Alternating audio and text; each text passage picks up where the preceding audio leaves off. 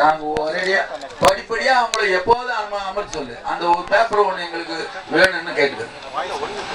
எண்ணூர் துறைமுகம் லிமிடெட் நிறுவனத்தால் நடத்தப்பட்ட இந்த பொதுமக்கள் கருத்து கேட்பு கூட்டத்தில் கூறப்பட்ட கருத்துக்களையும் அதற்கு நிறுவனத்தின் ரெஸ்பான்ஸையும் ஒரு சுருக்கமாக சொல்ல விளைகின்றேன்.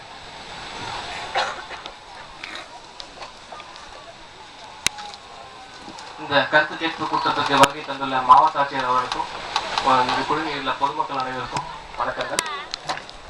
இந்த கருத்து கேட்பு கூட்டத்தில் பதிவு செய்யப்பட்டுள்ள பொதுமக்களின் கருத்துக்களும் அதுக்கு இபிஎல் நிறுவனம் வழங்கியுள்ள பதில்களும் சுருக்கமாக ஓரிரு வரிகளில் கூற விருப்பப்பட்டுள்ளேன். முதலில் திரு ஈஸ்வரன் தலைவர் பழவேற்காடு அவர்கள் இந்த திட்டத்தினால் பொதுமக்கள் மீனவர்கள் வாழ்வாதாரம் பாதிக்கப்படும் எனவும் தூர் எடுப்பதால் பாதிப்பு ஏற்படும் என கூறினார்.